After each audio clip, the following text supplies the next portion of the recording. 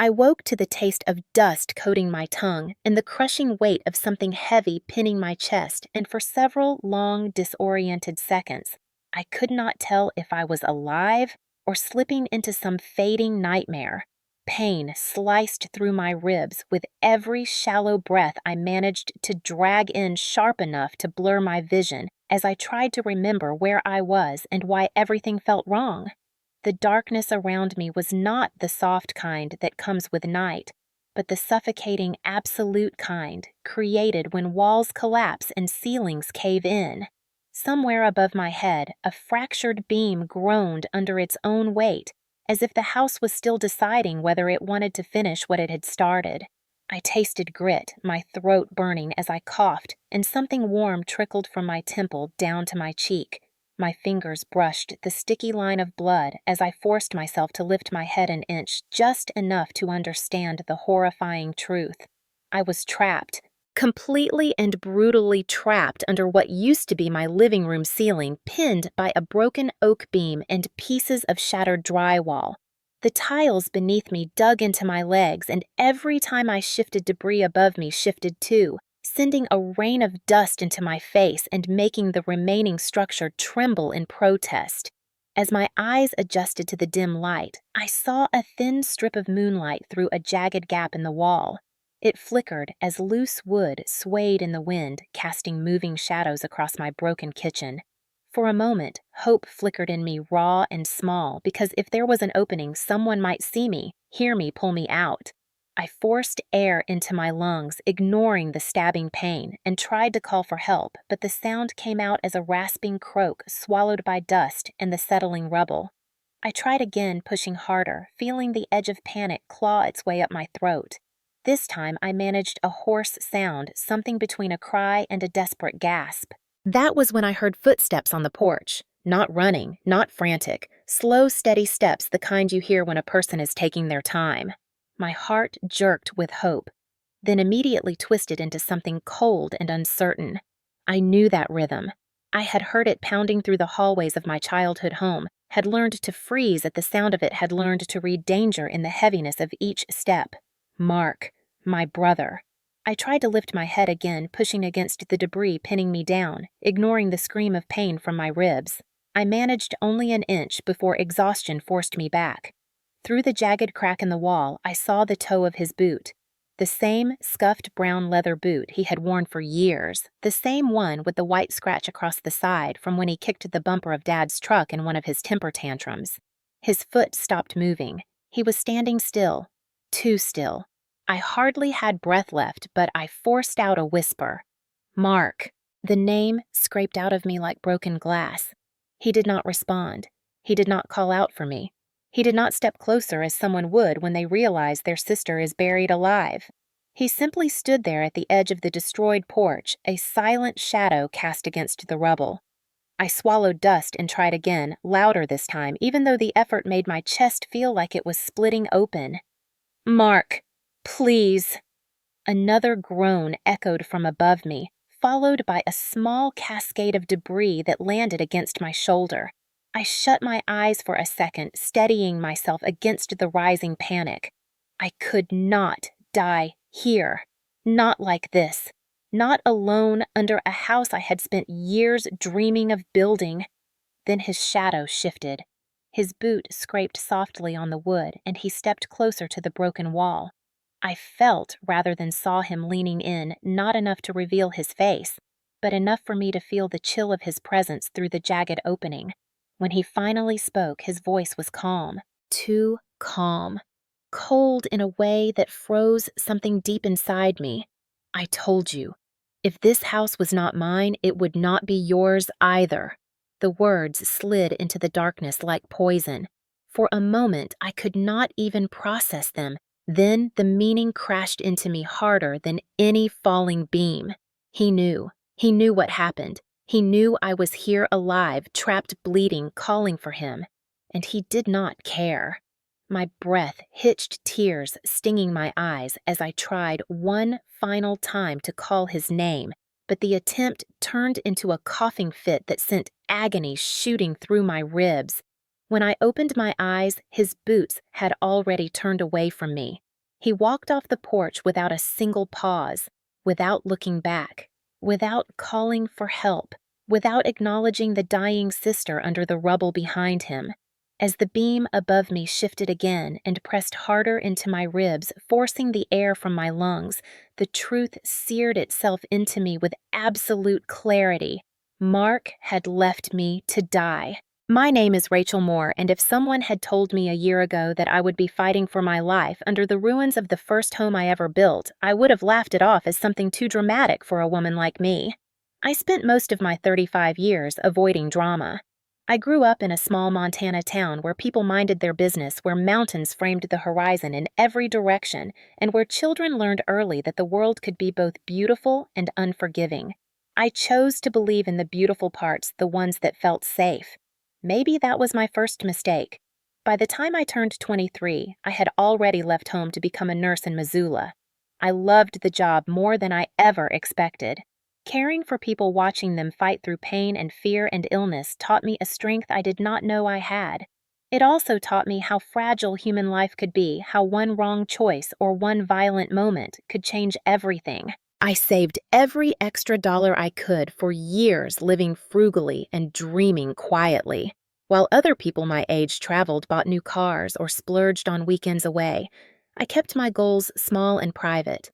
I wanted a home, not just a house, but something that belonged fully to me, something stable, something no one could take. I did not grow up with that kind of stability. My parents, well-meaning but exhausted people, spent most of their lives trying to handle my older brother, Mark. He was the loud one, the angry one, the one who pushed every boundary and turned every disagreement into a storm. I learned to duck rather than confront. I learned to soothe rather than fight. Those habits followed me into adulthood even after I had moved out and settled into a life of my own. I married briefly in my late 20s, but our marriage dissolved as quietly as it began. No screaming, no betrayal, just two people moving in different directions. I was 32 when the divorce finalized, and I remember sitting in my small apartment that night thinking that maybe this was my chance to start over completely. By then, I had saved enough for a down payment on a piece of land. Not much, just a few acres near the edge of the Bitterroot Mountains where pine trees stretched tall against the sky and the air smelled like cold mornings and open space.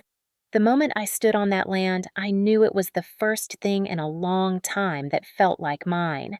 I signed the papers with hands that trembled from excitement.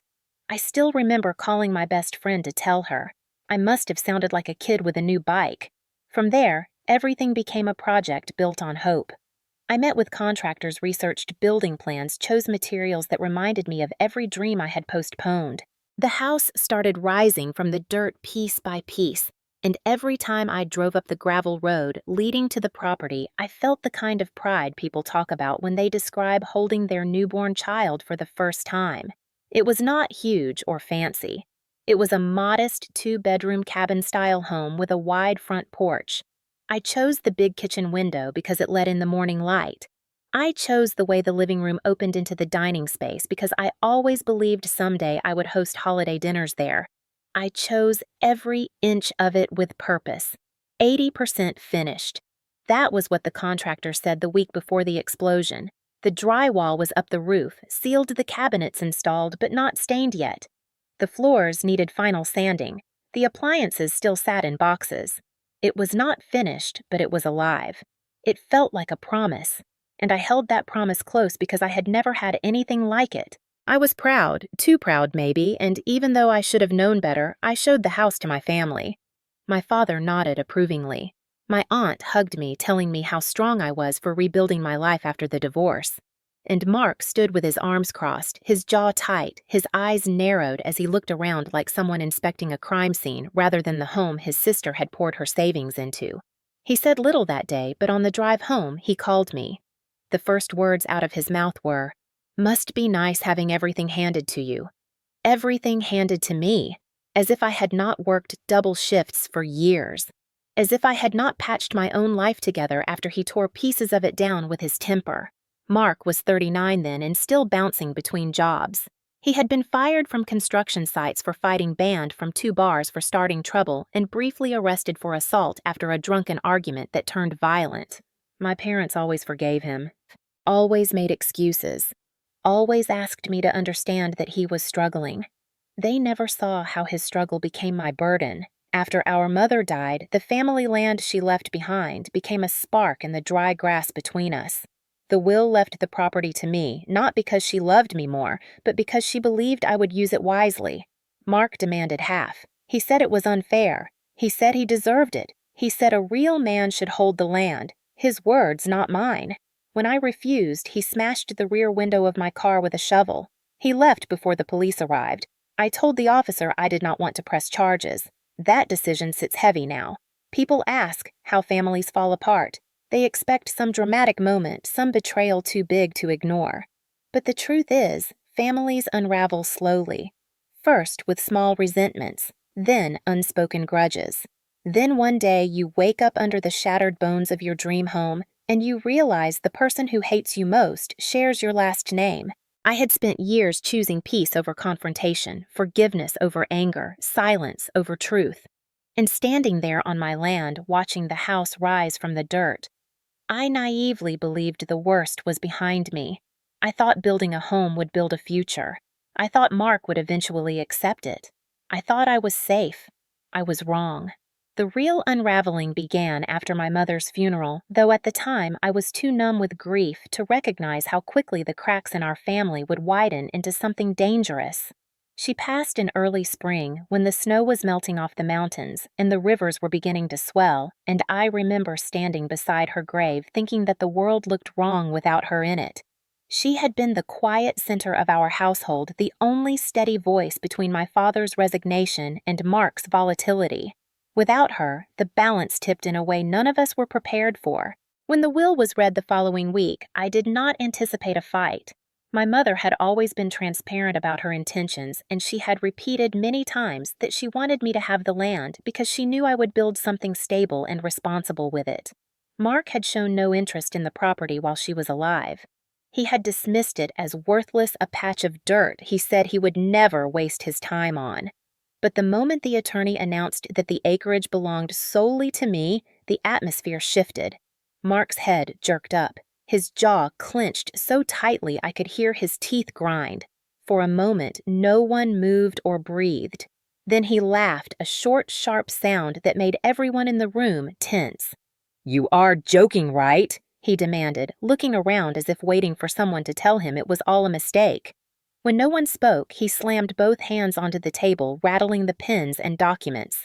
She knew I needed that land. She knew I was supposed to get it. I kept my voice steady when I replied, even though my heart was pounding. Mom left it to me. She wrote that herself.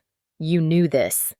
He glared at me with something darker than anger, something closer to betrayal, even though he was the one rewriting history.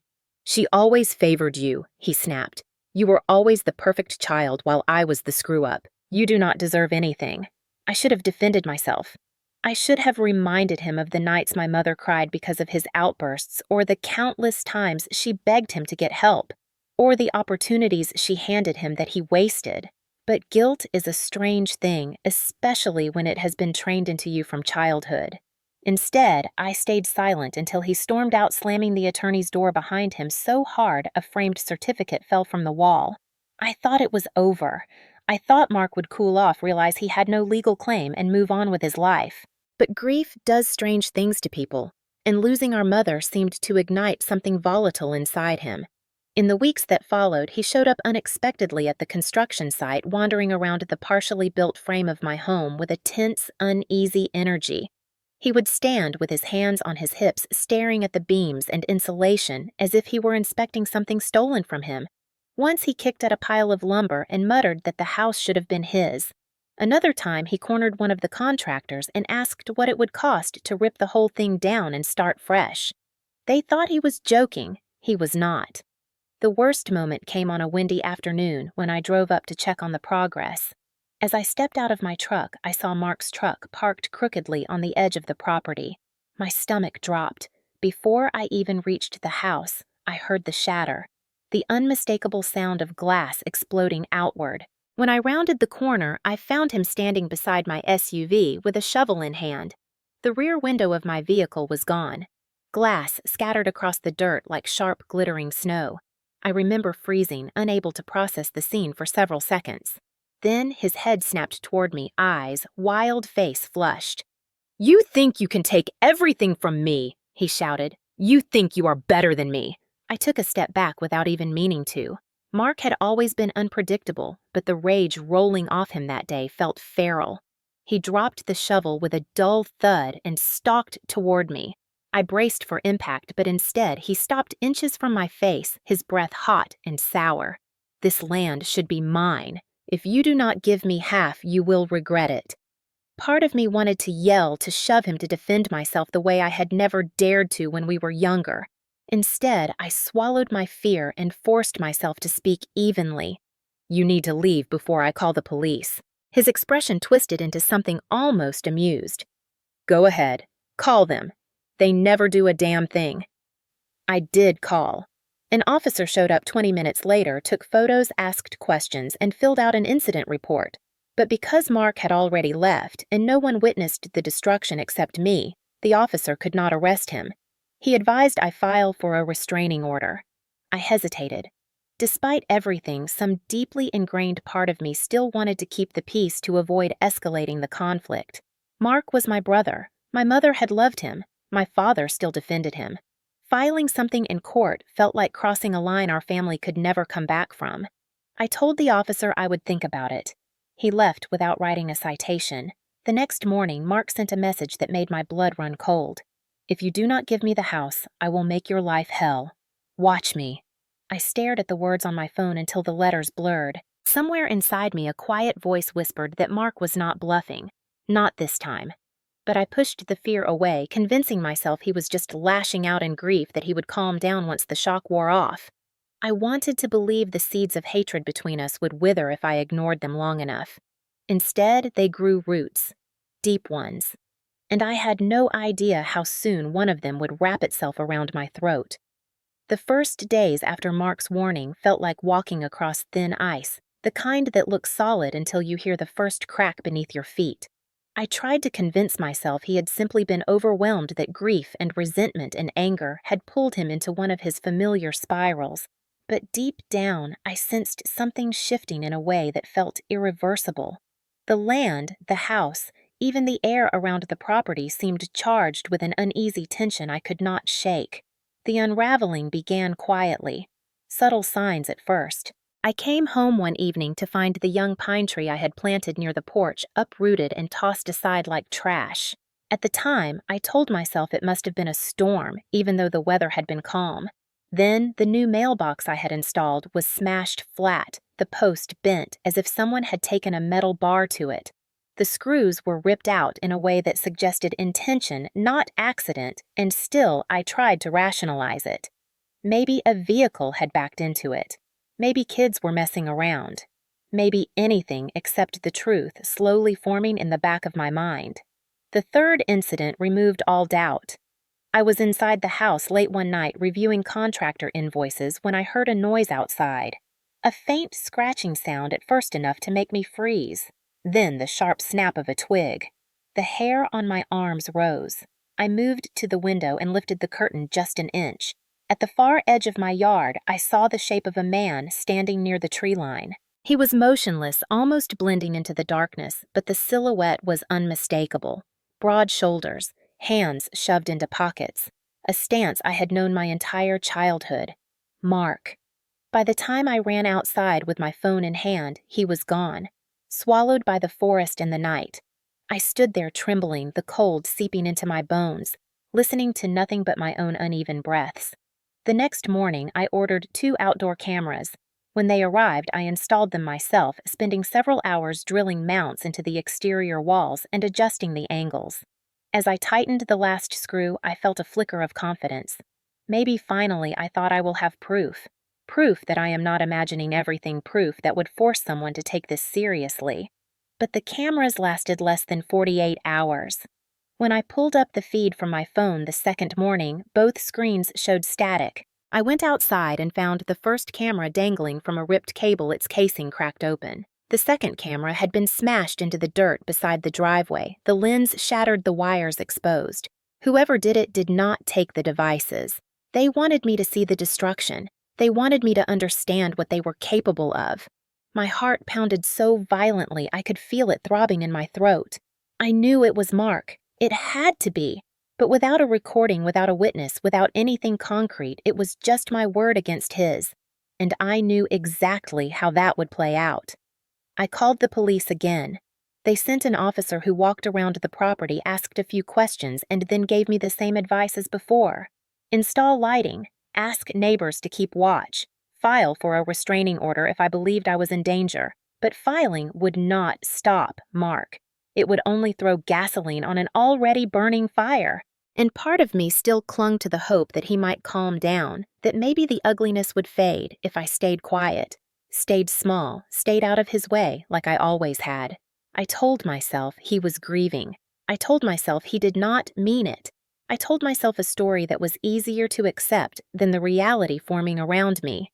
A few days later, Mrs. Peck from down the road stopped by while I was unloading groceries. She was a gentlewoman in her late 60s, usually cheerful, but that day her face was tight with concern. "Rachel," she said softly, "is everything all right at your place?" I forced a smile.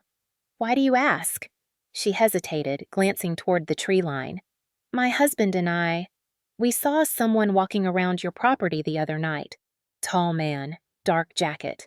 We thought it odd, but we did not want to get involved." I felt my blood turn cold. "You saw him?" "Yes," she whispered. "But please, dear, we do not want any trouble. You know how things can get around here." And just like that, the thin thread of hope that someone might stand up as a witness snapped. People avoided conflict in small towns. They tolerated bad behavior if it meant keeping the peace. And Mark counted on that. The nights grew worse after that. I would wake to the sound of rattling at the back door, then footsteps in the gravel, then the long, eerie silence of someone watching and waiting. I slept with a flashlight next to my pillow and my phone unlocked on the emergency call screen. My nerves frayed. Every creak of the house made me flinch. Every passing car made me tense. Even at work, I caught myself jumping at the sound of dropped trays or slamming doors. The unraveling reached its peak one evening when I returned home from a late shift. As I pulled into the driveway, my headlights swept across the siding and revealed deep, deliberate gouges. Long scratches carved into the wood, like someone dragging a metal tool down the wall in slow, angry strokes. On the front door, painted in crude, uneven letters, was one message: "Thief." My breath stopped.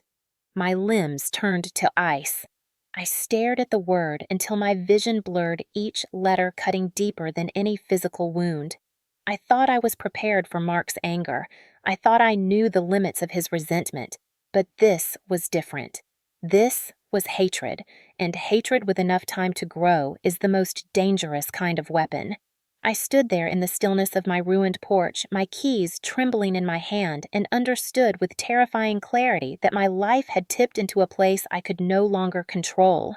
Something dark had taken root in Mark, something that would not fade with time or silence or forgiveness, something that would push him to hurt me in ways I had never imagined. And though I did not know it yet, the worst had only just begun. The night everything changed began like any other in those uneasy weeks with me, double-checking the locks on my doors and glancing out every window before turning off the lights. The air outside felt strange, heavier somehow, the kind of stillness that comes before a thunderstorm. I tried to dismiss the feeling as paranoia brought on by exhaustion and stress, but my instincts had been screaming at me for days, and ignoring them felt like stepping into danger with my eyes closed. I had just finished washing the dishes when I heard it. A dull thud against the porch, followed by the low scrape of someone dragging something heavy. Every muscle in my body tensed. My first thought was to grab my phone, but fear pinned me in place for a moment too long. The thud came again, this time closer to the front door. I forced myself to move, slipping silently toward the small hallway window and lifting the curtain just an inch. My breath caught in my chest. Mark was standing on the porch. He held a cinder block in his right hand as casually as if it were a bag of groceries, his face lit faintly by the porch light. His eyes were unfocused and glassy. His jaw clenched in that familiar way that meant he was somewhere far past reason. My heart hammered so violently I could feel it against my ribs. He lifted the cinder block and slammed it down onto the wooden steps, splintering the board beneath. The sound echoed across the yard like a gunshot. I stumbled back from the window, covering my mouth to smother the gasp that escaped. This was not vandalism anymore. This was escalation. He was not here to intimidate me. He was here to hurt me. Before I could dial 911, the pounding started, fists slamming against the front door so hard the frame rattled. "Rachel, open this door!" he bellowed. "Open it now!" The sheer rage in his voice sent a cold wave of terror through me. I pressed my back to the hallway wall, clutching my phone so tightly the edges cut into my palm. I whispered into the receiver for the operator, explaining through trembling breaths that my brother was outside, that he was unstable, that I was scared for my life. The woman on the other end calmly assured me officers were on the way. "Stay somewhere safe if you can. Do not engage." I hung up and backed slowly toward the kitchen, trying to keep as much distance as possible between myself and the door. He seemed ready to rip off its hinges, but before I could retreat further, the pounding stopped. Silence settled over the house, heavy and unnerving. Then came the sound of footsteps moving along the porch, then the scrape of metal, then another sound that made my blood freeze. He was trying the back door.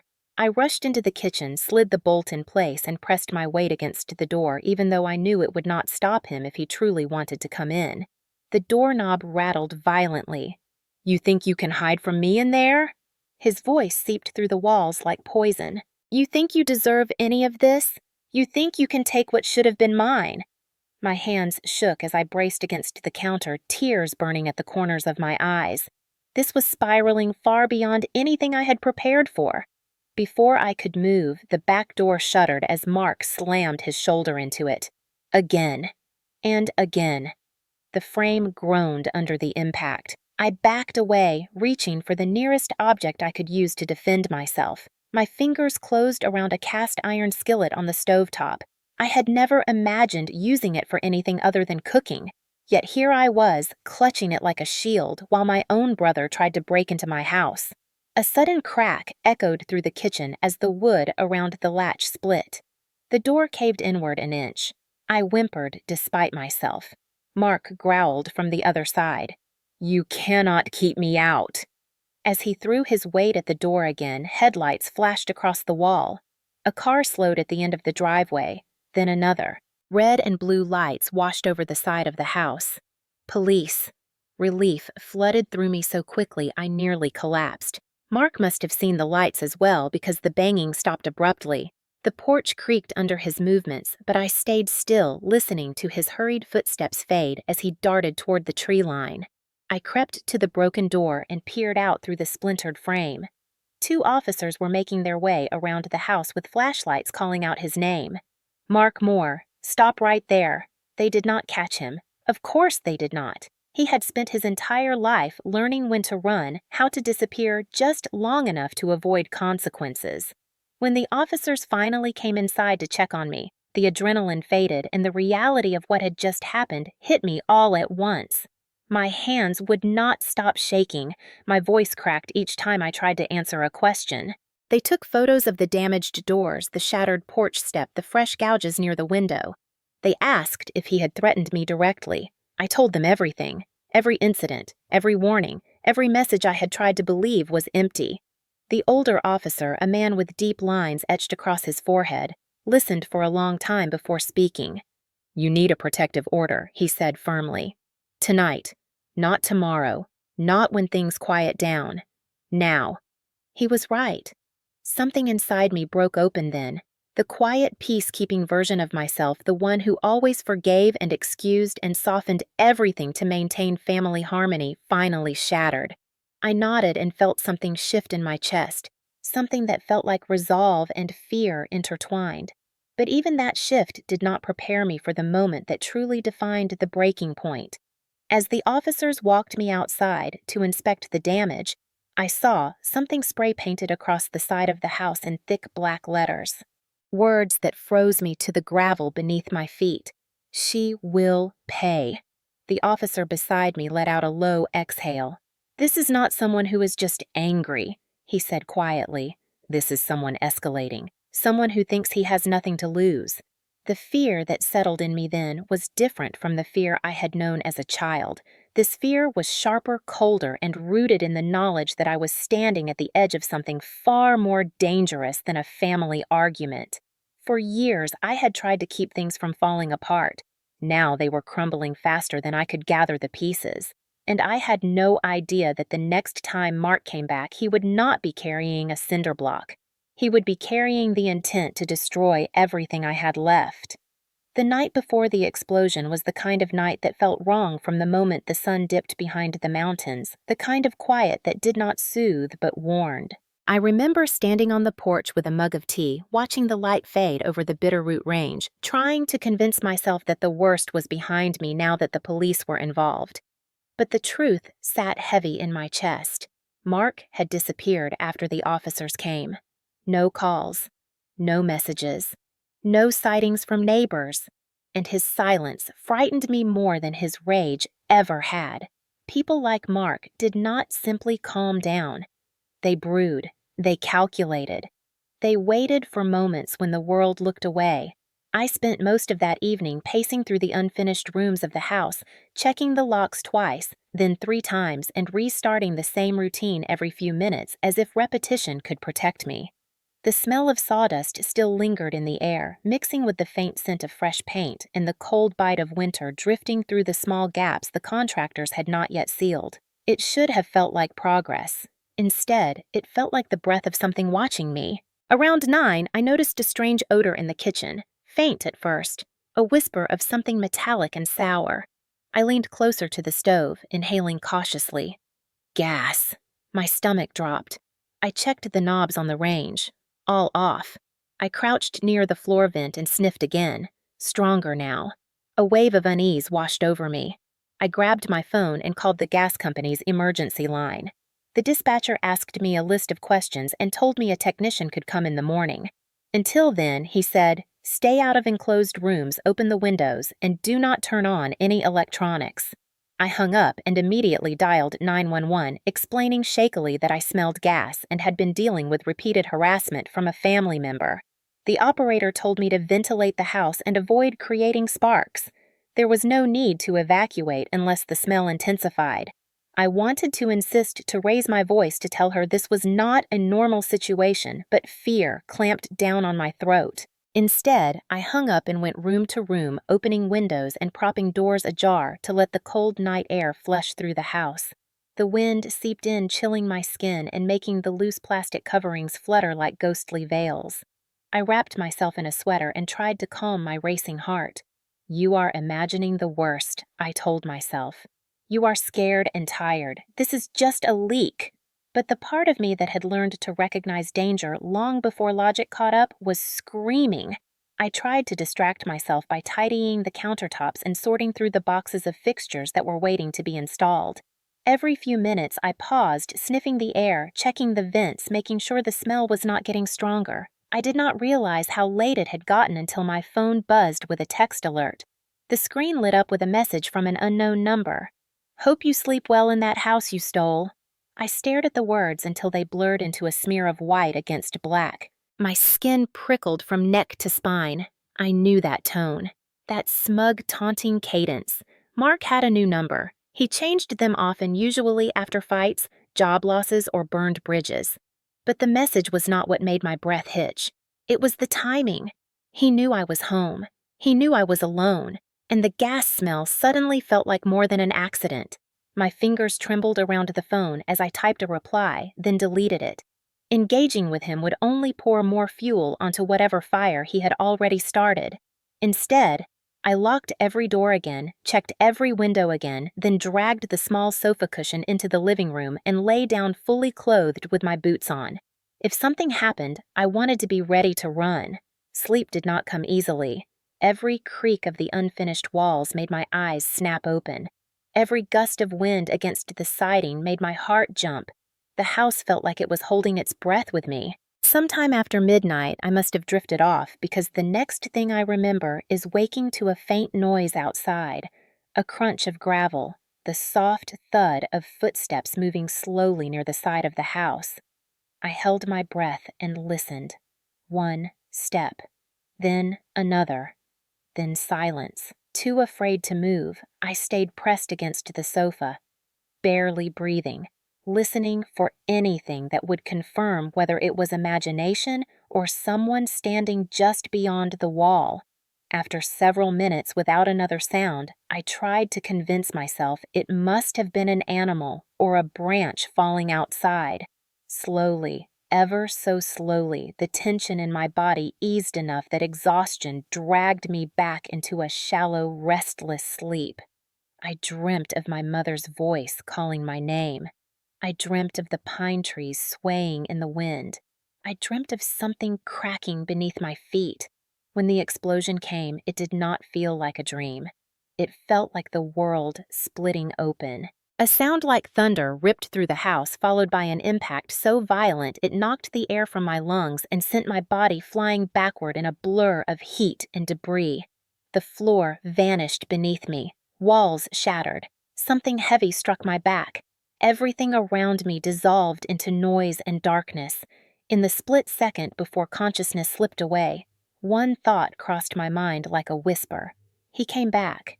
And this time, he did not just want to scare me. He wanted me gone. When I regained consciousness, the world was muted and distorted like I was underwater.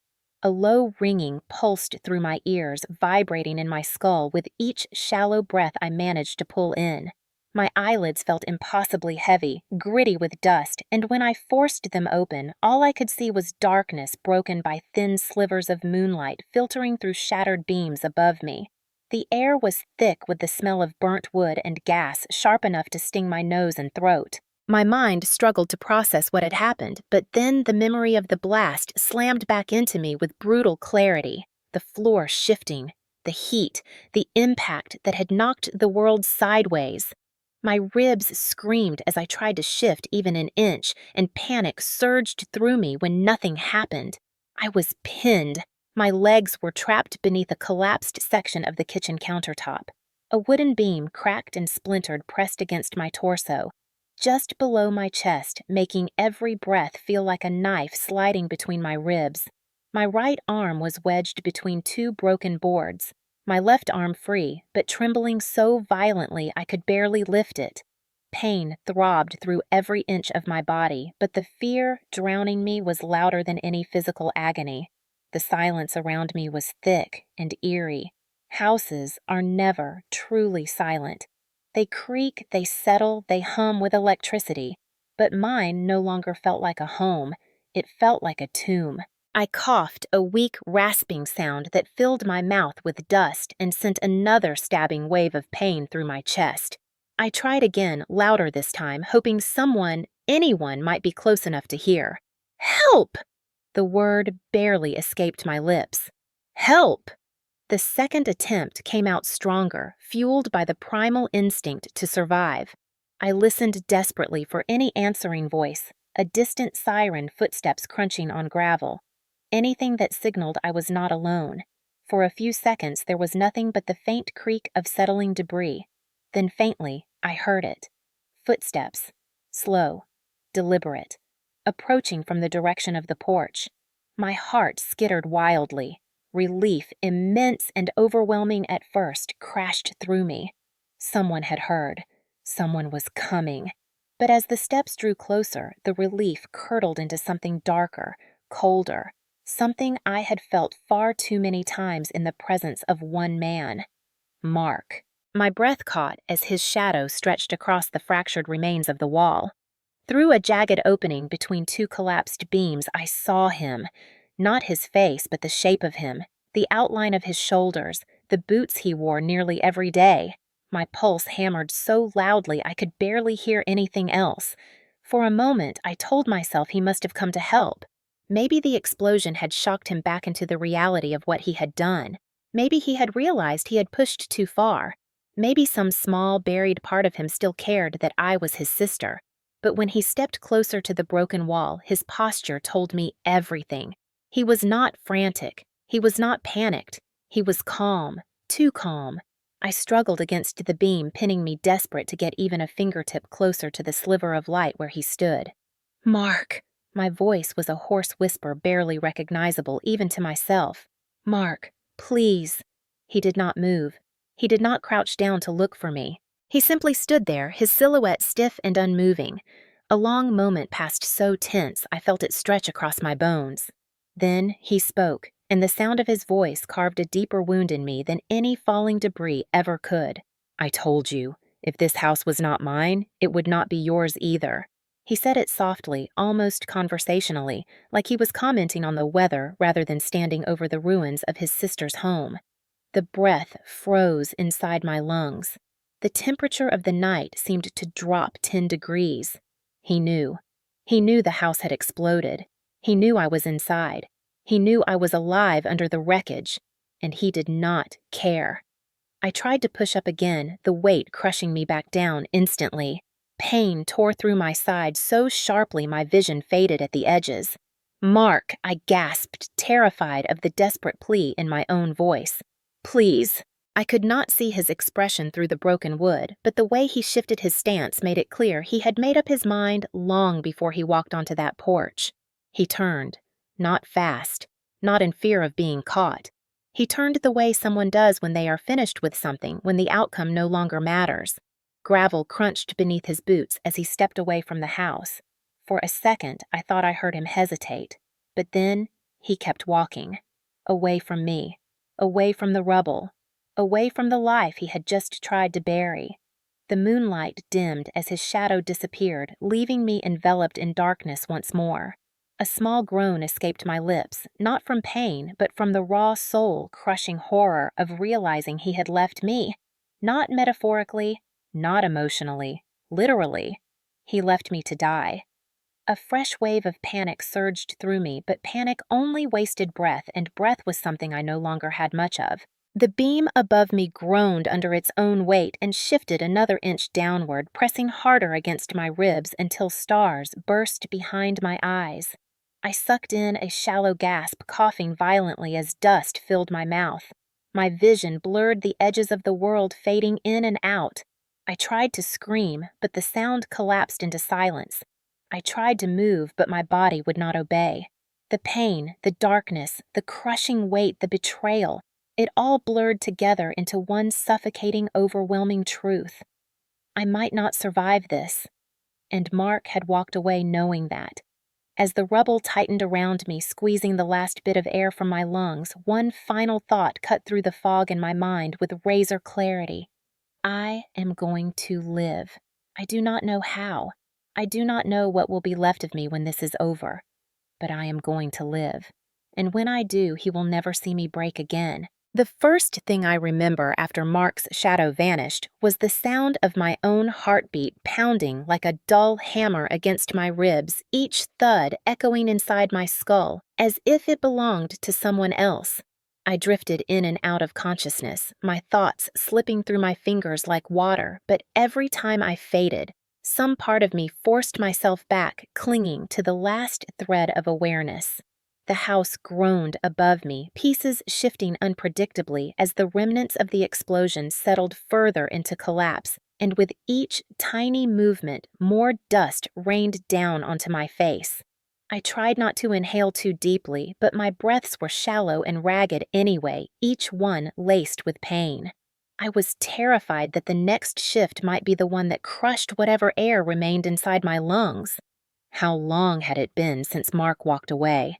Minutes, hours, I could not tell. Time had dissolved into a shapeless smear. My body trembled violently from shock, and the cold night air seeped into the spaces between the rubble, creeping over my skin like ice water. Just when the darkness in my mind grew too heavy and started pulling me under again, I heard it. A distant voice. Then another. Faint, muffled, but real. I forced my eyes open, squinting at the broken sliver of sky, visible through the debris. For a moment, there was nothing, and I wondered if my mind was inventing sounds to comfort me. Then the crunch of boots across gravel grew louder. My chest tightened with a fragile, desperate hope. Someone was here. Someone who was not Mark. The voices edged closer, and a beam of light suddenly pierced through a crack in the broken wall above me. It moved slowly, methodically, sweeping over the wreckage. I tried to call out, but all that escaped was a strangled cough that sent a sharp stab shooting through my side. The light paused. Then I heard someone shout loud and clear, "We got movement in here." I wanted to cry, but the tears burned before they could fall. Another shift in the debris made me flinch, but this time it was followed by purposeful clattering as tools hit the ground. Wood creaked, metal scraped, and then a voice, steady and urgent, called down toward me. "Ma'am, this is the Missoula Fire Department. Can you hear me?" I swallowed hard, tasting blood and dust. Yes. It barely came out. A whisper, but it was enough. "We are going to get you out. Just stay with us." The reassurance washed over me like warm water soothing the sheer terror that had been gripping me since the blast. Flashlights flickered across the broken structure as the firefighters worked to stabilize the area, their movements precise and practiced. I heard them coordinating placing braces to prevent further collapse using small hand tools first before attempting anything heavier. Every sound, even the harsher ones, was a lifeline pulling me closer to safety. "Hang tight, ma'am. This beam is wedged near your ribs. We are going to lift it. You will feel pressure." Pressure was an understatement. When they pried the beam upward using an airbag lift, the weight shifted off my chest so suddenly I gasped in pain, the air rushing into my lungs too fast. The world spun, and for a second I thought I would pass out again. But then hands reached toward me through the debris, brushing dust away from my face. Her pulse is rapid. Oxygen sat dropping. "Get the mask ready." Cold plastic settled over my nose and mouth, and a soft hiss filled my ears as clean air flowed into me. My chest ached with each breath, but at least I could breathe. The firefighters moved quickly once I was stabilized enough to be lifted. They slid a rigid backboard beneath me inch by inch, careful not to jar my ribs or leg. When they finally pulled me free of the collapsed structure, the night sky hit me like a shock. Wide, cold, unbroken. For a moment, I simply stared at it, unable to believe I was no longer trapped under the weight of my own home. A blanket wrapped around me, warm and heavy. Someone held my head steady as another checked my vitals. "Stay with us. You are doing great." I tried to look around, tried to see if Mark was anywhere nearby, but the firefighters blocked my view as they worked. Relief mixed with an unsettling dread. If he was gone, where did he go? Did he think I was dead? Did he care? They lifted the stretcher and carried me toward the flashing lights of the ambulance. The sirens blared to life, slicing through the quiet mountainside. The ride to the hospital was a blur of pain and fading clarity. A paramedic strapped an IV into my arm. Another checked my pupils and whispered measurements to his partner. "Ma'am, can you tell me your name?" "Rachel." My voice cracked. "Rachel Moore." "Good. You are doing well, Rachel. Stay awake for me." I tried. God, I tried. But consciousness kept slipping like wet sand. Images flashed in and out of my mind. Mark's boots, the explosion, the ceiling falling, his voice. If the house was not mine, it would not be yours either. My chest tightened as the memory repeated over and over. By the time we reached the emergency room, I was shaking hard enough that the stretcher rattled. The ER doors burst open. A team rushed toward me, pushing me under bright white lights that stabbed at my eyes. Questions bombarded me from every direction. Pain level, any known allergies, where did it hurt most? Could I move my toes? Someone cut away the remnants of my shirt. Electrodes pressed onto my skin. A nurse cleaned the blood from my forehead with a soft cloth. "You are safe now," she murmured. "You made it out." But I was not safe. Not yet. Because the man who did this was still free, and he had walked away without a moment of hesitation. A doctor leaned over me, her voice calm but firm as she examined my bruised ribs. "You are lucky to be alive, Rachel. There is moderate trauma, but nothing we cannot treat." Lucky. The word felt hollow. I did not feel lucky. I felt broken, betrayed, barely holding on. As they wheeled me toward imaging, my thoughts drifted back to the rubble, to the darkness, to the shadow that turned its back on me. The doctor's voice echoed in the corridor, but underneath it, louder and more consuming, was my own silent vow. I survived, and I will make sure the truth does too. The morning after the explosion should have brought clarity, but instead it delivered a wave of devastation that felt even heavier than the rubble I had been pulled from. When I opened my eyes in the hospital room, the world around me was still blurry, softened at the edges by painkillers and exhaustion. For a brief moment, I let myself hope it had all been a nightmare, that the choking darkness, the weight crushing my chest, and Mark's voice abandoning me to die were just fragments of some fever dream. But reality settled in the moment I tried to shift my body, and every muscle, every bone screamed in protest. A nurse noticed me stirring and moved quietly to check the monitors beside my bed. "Good morning, Rachel. How are you feeling?" The question was kind, but it felt impossible to answer. How do you explain that your house, the one thing you built with your own hands and hope no longer exists? How do you put into words that your own brother tried to kill you and walked away as if throwing you in the ground was no different than tossing out trash?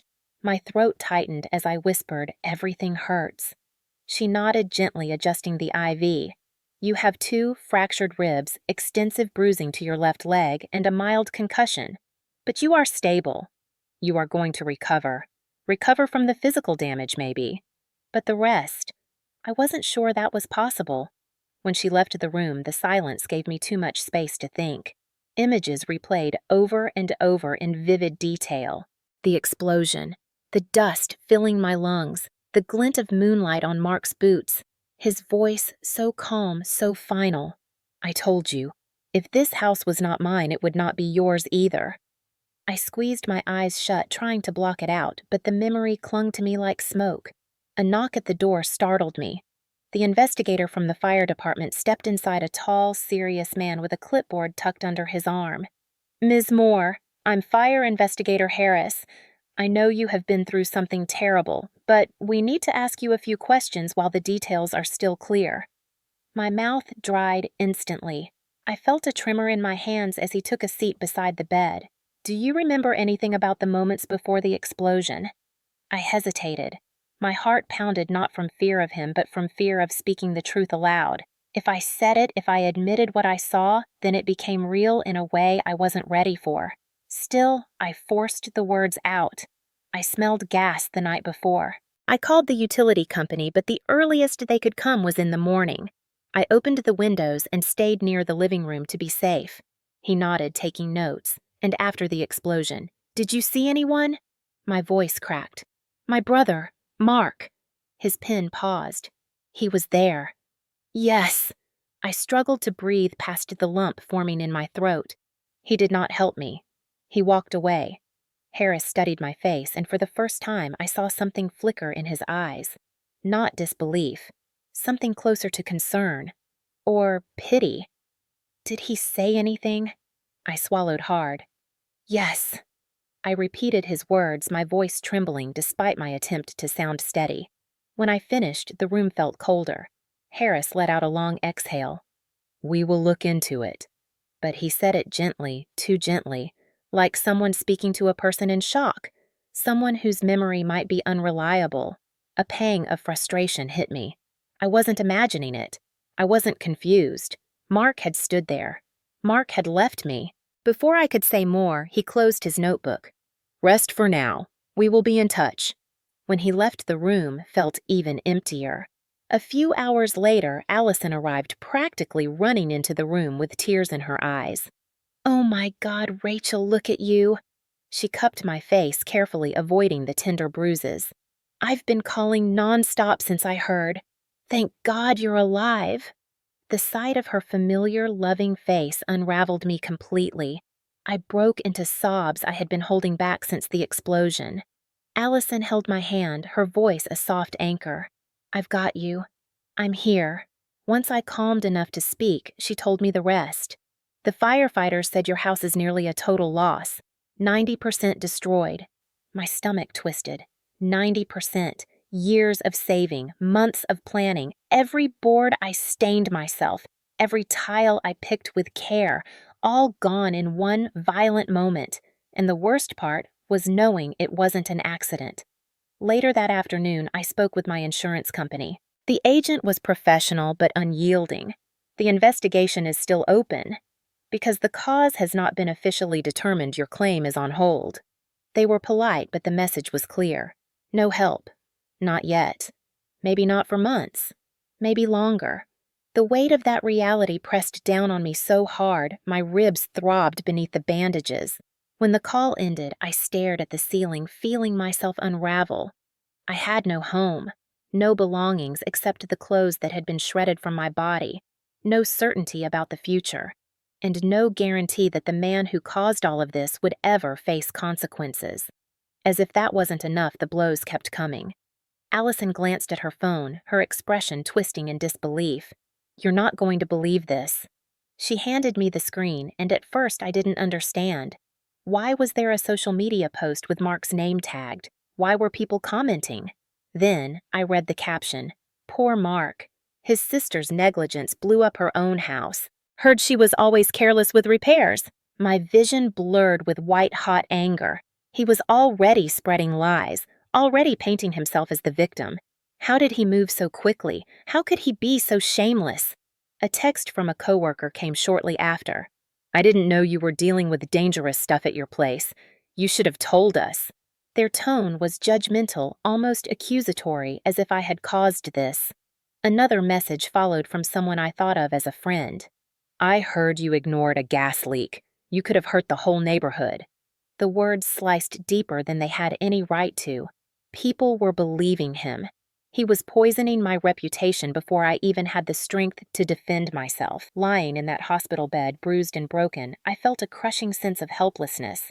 Everything I had built, my home, my safety, my relationships, my dignity, all of it was slipping away. But beneath the grief, something else stirred. Something harder, colder, stronger. I had survived being buried alive. I had survived being abandoned by the person who was supposed to protect me. I was not going to let him bury the truth, too. Not this time, because I had nothing left to lose, and that made me dangerous. Physical therapy sounded like a simple phrase, something clean and clinical and manageable, but the reality of it hit me like a freight train the moment they wheeled me into the rehabilitation wing. The room smelled of disinfectant and stale air, the fluorescent lights humming faintly above me as if mocking the chaos still spinning in my mind. My ribs ached with every breath, my leg throbbed in relentless pulses, and my head still pounded from the concussion. When the therapist, a firm but kind woman named Dana, asked me to stand, my entire body protested so violently that for a second I thought my bones might crack under the pressure, but she steadied me, her grip strong as she said, "You survived something unimaginable. Now, let's teach your body to live again." The first steps I took felt like dragging concrete blocks tied to my ankles. Every inch forward sent burning pain through my side, but I forced myself to keep moving. I had to, because lying in a hospital bed trapped in stillness gave too much room for memories to crawl in. The moment Mark stood outside the wreckage, the way he turned his back, the quiet, calculated cruelty in his voice, that memory twisted inside me like a blade every time it resurfaced, sharpening itself with each repetition. So I pushed through the pain. Day after day, my routine became a grueling cycle of stretches, breathing exercises, and strength training. Dana refused to let me give up, even when I crumbled into tears from frustration, or when my ribs pulsed so hard I had to grip the railings just to stay upright. She encouraged me, pushed me, reminded me that my body would recover, even if my heart and mind were still bleeding. But healing physically was only one piece of the battle. The nightmares began the second night. I woke gasping, convinced I was still trapped under the collapsed beams. The walls in my dreams always shook dust falling in clouds around me as I screamed for help that never came. Sometimes I heard Mark's footsteps walking away. Sometimes I heard him laughing. The nights left me exhausted. The days left me aching, and somewhere in between, I felt myself slipping into a hollow space where pain and fear fought for dominance. Allison tried everything to keep me grounded. She brought home-cooked meals to the hospital, stayed late into the evenings, telling stories from work, brought blankets from her apartment that smelled like lavender fabric softener, hoping the familiar scent might soothe me. "You do not have to be strong every minute," she whispered one night when she found me staring blankly at the wall. But I shook my head, because part of me believed that if I let myself fall apart now, I would never be able to put myself back together. The trauma wasn't the only weight pressing on me. Bills were piling up faster than I could breathe. The insurance company was still refusing to release funds until the investigation concluded, and investigators were dragging their feet, waiting on lab results and structural evaluations. I had no home left to return to, no savings to rebuild with, no furniture, not even clothes beyond the donated items Allison brought me. My entire life had been reduced to ash and shattered wood. And Mark was walking around free, telling anyone who would listen that I had caused the explosion myself. Some people believed him. The thought made my blood boil.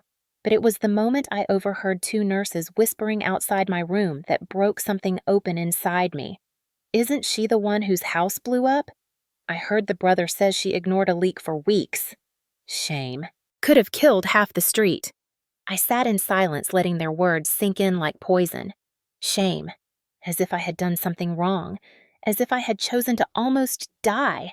Rage rose in me like a wildfire, burning hot enough that for a moment it overpowered the physical pain. I had spent my entire life letting people walk over me, letting Mark intimidate me, letting my parents excuse his behavior, letting neighbors shrug him off as a stressed man, letting his lies spread like mold. But lying in that hospital bed, listening to strangers judge me for something I didn't do, something I survived, snapped the final thread of the old version of me. I sat up straighter, ignoring the sharp jab in my ribs. I refused to be silent. I refused to be painted as the villain. I refused to let the man who had tried to murder me rewrite my story. That night, I took out a notebook Allison had brought and wrote down everything I remembered before the explosion.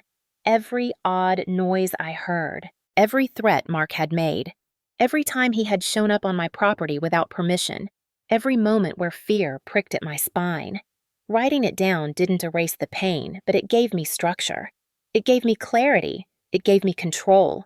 And control was something I desperately needed. The next day, I asked the nurse for contact information for the lead detective assigned to my case. When I called, my voice was steady. "I have more information," I told him. He agreed to meet the following afternoon. Dana walked with me to the conference room where the detective waited.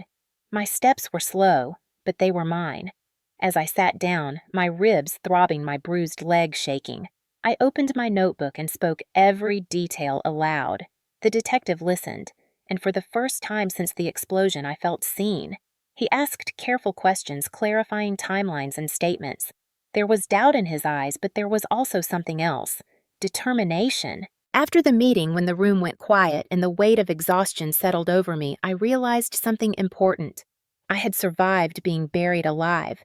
I had survived being abandoned. I had survived the loss of everything tangible in my life. If I could survive all that, then I could survive whatever came next. I was not helpless. I was not broken beyond repair. I was not done. When Allison drove me back to her apartment a week later, the mountains looked different, taller, sharper, not because they had changed, but because I had.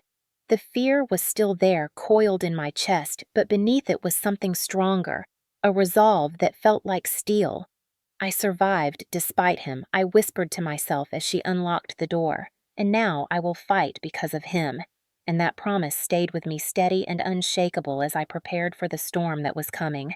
The decision to hire a private investigator did not come easily, but it came inevitably, the way a storm breaks after hours of tightening pressure in the air.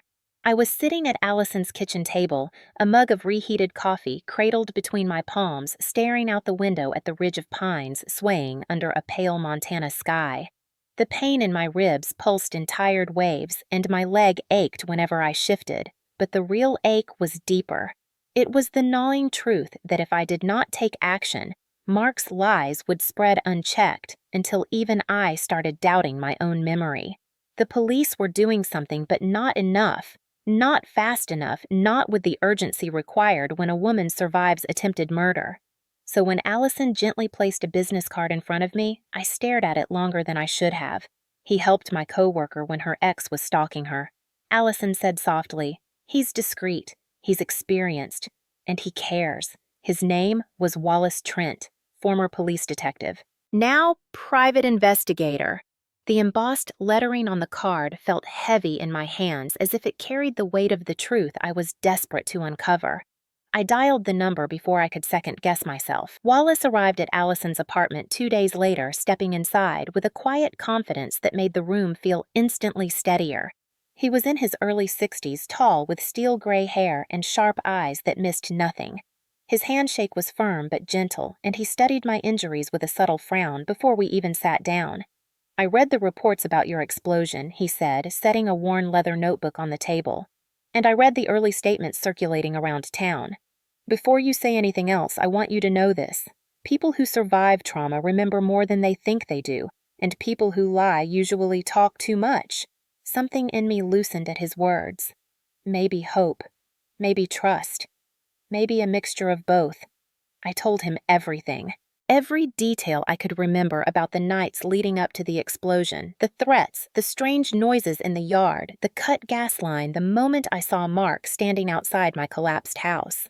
Wallace listened without interrupting, occasionally jotting a note or tilting his head as if evaluating the weight of each word. When I finished, he leaned back in his chair and exhaled slowly. "Your brother has a pattern," he said. "Anger, entitlement, escalation. Men like that rarely think ahead. They act on impulse and clean up later with lies. But lies leave trails, and we will follow them." He started with the neighbors. Not all of them were willing to talk, and some pretended not to know anything, likely spooked by the tension circulating through the community. But the Pecks, the older couple across the road, hesitated too long when Wallace asked if they had noticed Mark's truck near my house the night before the explosion. Eventually, Mr. Peck admitted he had seen a vehicle stopping and starting near the property around 1 in the morning, but he wasn't certain it was Mark. Wallace made a note anyway. People rarely remember clearly when they are scared. Fear fogs the edges of the truth. Next, Wallace checked with the gas company. The technician who examined the site confirmed something the fire investigator had hinted at but never stated outright. The gas line was not worn down. It was not cracked. It had been cut cleanly with a tool deliberately and precisely. A cold chill ran through my spine when Wallace relayed those words. Hearing them from him felt different than hearing them from the investigator. Maybe because Wallace believed me in a way the others didn't. Maybe because he said it with certainty, not caution. The most incriminating piece came from a bar outside Missoula, a rough little place where Mark occasionally drank when he was angry or looking for trouble. Wallace had a contact there, an older bartender who remembered Mark clearly. According to him, Mark had been there 2 nights before the explosion, slamming beers and ranting about me, yelling that I was stealing what was his, that I would learn my lesson real soon. That statement alone made my stomach twist, but it got worse. The bartender recalled Mark asking a local contractor how gas pressure worked in older homes, specifically what would happen if a line was damaged. When Wallace told me this, I felt physically sick. The evidence was stacking up piece by piece, thread by thread, weaving into a picture too clear to ignore. My brother hadn't lost control. He had planned this. But the most chilling moment came when Wallace knocked on my bedroom door one evening, his expression harder than usual. "You need to sit for this," he said. I lowered myself onto the edge of the bed, bracing for impact. Wallace pulled out his phone and played a short video captured from a neighbor's dash cam. The footage was grainy, the timestamp blurry, but the shape was unmistakable. Mark's truck driving past my house at 1:47 in the morning. The explosion happened at 2:13. My heartbeat roared in my ears. "That's not all," Wallace added quietly. The camera caught him driving away at 2:15, 2 minutes after the blast. I covered my mouth with trembling fingers. Seeing it with my own eyes was different than remembering it. Seeing him there, not imagined, not misremembered, felt like being buried all over again. But Wallace wasn't finished. He leaned in, lowering his voice. "I spoke to the firefighter who first reached you. You were barely conscious, but he remembers one thing clearly. You said my brother did this. Hearing that settled my spine. I had spoken the truth even before I fully understood it, even before fear or confusion could cloud the memory. Wallace placed a reassuring hand over mine. Rachel, you are not crazy. You are not imagining this. And you are not alone. We are going to expose what he did. All of it. That night, lying awake in Allison's spare bedroom, I stared at the ceiling, my body aching but my mind blazing. Fear was still inside me, coiled and persistent, but now there was something fiercer wrapped around it. The truth was no longer a whisper in my mind. It was proof. It was evidence. It was fuel. I thought about Mark's lies spreading through town. I thought about the people who believed him. I thought about the firefighter who pulled me from the rubble. And I thought about the moment I saw Mark walk away, the moment he chose to let me die. My fingers curled into fists. Let him lie. Let him run. Let him think no one will ever catch him, because now I had something I didn't have before, a path, a partner, and relentless burning resolve. He tried to bury me, but he forgot something important. People buried alive do not stay buried forever. The next week unfolded like a slow, tightening noose around Mark's lies, each new piece of evidence tugging the truth closer to the surface until it felt impossible to ignore. Every morning, Wallace arrived at Allison's apartment with a fresh stack of notes or a new lead scribbled into his worn notebook, and every time he stepped through the door, I felt the same mixture of dread and anticipation gnawing in my stomach. Healing physically was still a battle. My ribs ached when I breathed, my leg throbbed whenever I put weight on it, and each bruise felt like a reminder of how close I had come to never opening my eyes again. But the emotional wounds were harder to treat, and the only thing keeping me from drowning in them was the momentum of the investigation. We had traction now, real traction, and Wallace seemed determined to pull every thread until it snapped. One of the first breakthroughs came when Wallace tracked down a former coworker of Mark's from a construction company he worked at briefly, a man named Jensen, who seemed simultaneously afraid of and irritated by Mark. He agreed to talk only after Wallace promised total confidentiality. According to Jensen, Mark had a history of reckless behavior on job sites. He cut corners, constantly ignored safety protocols, and once joked about how easy it would be to cause a structural accident if someone knew what they were doing. When Wallace asked specifically about gas lines, Jensen didn't hesitate. Mark knows how to shut them off, and how to mess them up. He was warned twice for tampering during repairs. I felt my stomach clench as Wallace relayed the conversation. It was terrifying to think how much knowledge Mark had accumulated despite his irresponsibility. Enough to be dangerous. Enough to try to kill me. After that, Wallace expanded his search to local hardware stores. It didn't take long for him to find receipts tied to Mark's debit card. 3 days before the explosion, Mark had purchased a pipe cutter, gloves, and industrial-grade sealant. The sealant was the kind used after cutting into a line typically applied to patch or cover traces of tampering. When Wallace laid the receipts in front of me, I stared at them in numb disbelief. His intentions were clear, cold, calculated, planned. He wanted the explosion to look like an accident, but he also wanted to make sure no one would suspect him. Except he underestimated how much evidence his ego would leave behind. Another lead came from the bar we had already visited through Wallace's contact. This time, a different patron approached Wallace voluntarily.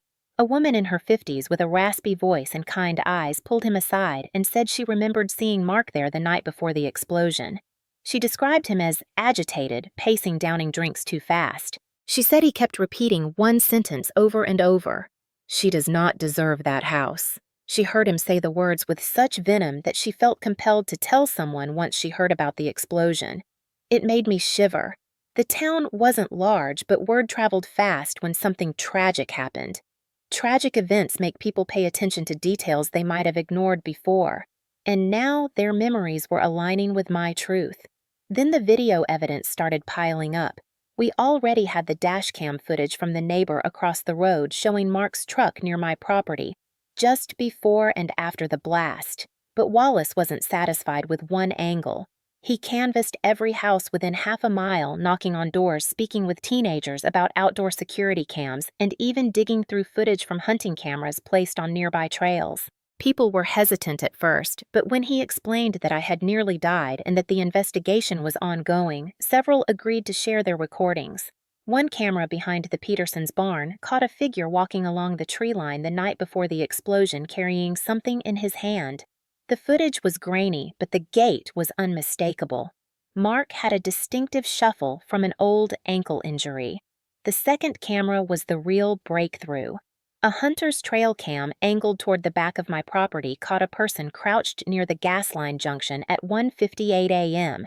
The face wasn't visible, but the jacket was. A dark green Carhartt jacket with a tear along the left sleeve. The same jacket Mark wore constantly. The same tear I had seen just a week before when he showed up on my porch screaming about the land. When Wallace showed me the still frame on his laptop, my blood ran cold. It wasn't just suspicion anymore. It wasn't just my word against his lies. It was evidence. Tangible, chilling, damning. But the most shocking revelation came unexpectedly through someone neither of us anticipated. A gas company technician named Marlin requested to speak privately with Wallace and me after hearing through his supervisor that an investigation was ongoing. He was fidgety nervous, glancing over his shoulder as if afraid of being overheard. "I wasn't going to say anything." He began rubbing the back of his neck, "but I think you need to see this." He pulled up logs on his tablet. A record of a phone call placed to the emergency gas helpline 2 days before the explosion. A call traced not from my address but from a burner phone purchased at a convenience store. The voice on the call was male, panicked, claiming a gas smell near my property. When the dispatcher asked for a callback number, the caller hung up. The technician explained that sometimes people reported issues anonymously, but something about the call seemed off. He noted it in the log because the caller sounded nervous, not concerned. Wallace asked the technician if he recognized the voice. The man hesitated, then admitted something that made my heart hammer in my chest. "I'm not 100% sure," he said, "but it sounded like a guy I've heard yelling behind Moore's Auto a few times. A guy named Mark." That was when everything inside me sank and tightened all at once. Mark had tried to stage the entire situation. He wanted the gas company to suspect a leak so that if something happened, he could argue he wasn't involved. The level of manipulation was staggering. Perhaps the most heartbreaking moment came later that evening when Wallace returned from another interview, looking angrier than I'd ever seen him. He said a neighbor had confessed something but begged not to be publicly named. Mark had approached him 2 days before the explosion and asked if he'd be willing to vouch that Rachel had been complaining about a gas smell for weeks. The man refused. Mark threatened him. The neighbor was so shaken that he kept quiet until now. Every new detail cut deeper into the truth. My brother didn't panic. He didn't lose control. He engineered everything. And afterward, he spun lie after lie to protect himself and bury me metaphorically after trying to bury me literally. But the mountain of evidence was growing too tall for him to hide beneath, and for the first time since waking under the rubble, I felt something bright cutting through the haze of fear. Strength, not rage alone. Strength. Wallace closed his notebook, meeting my eyes with steel. "Rachel," he said, his voice low, "your brother is running out of places to hide." The day of Mark's police interview arrived with the kind of heavy tension that settles into your bones long before you understand why. I woke up in Allison's guest room drenched in sweat, my ribs aching with every breath, the remnants of another nightmare clinging to me like wet cloth. In the dream, I was back beneath the rubble again, the darkness pressing in. Mark's footsteps fading, and no matter how loudly I screamed, no sound came out. But this time, as the morning light crept across the room, I reminded myself that today would be different. Today, I would not be voiceless. Today, the truth would confront him. Wallace picked me up just before 9, driving in thoughtful silence, while the pines blurred past the windows of his old Ford. Every so often he glanced my way, as if checking to make sure I was steady enough for what was coming. I wasn't, but I was determined. When we pulled into the small parking lot behind the Missoula police station, I felt my pulse spike, my throat tightening. Part of me wanted to curl into myself and not move. Another part wanted to kick the door open and storm inside. Both instincts battled in my chest as Wallace came around to the truck to help me out. "You do not have to say anything today," he reminded me. "They will call you in only if necessary. You can choose not to see him." But I shook my head. I wanted to be there. I needed to be there. Just knowing he was inside the same building was enough to make my ribs ache again, like my body remembered the danger. Inside the station, the fluorescent lights felt too bright, too clinical, the polished floor too clean compared to the chaos my life had become. The Detective Harris met us in the hallway.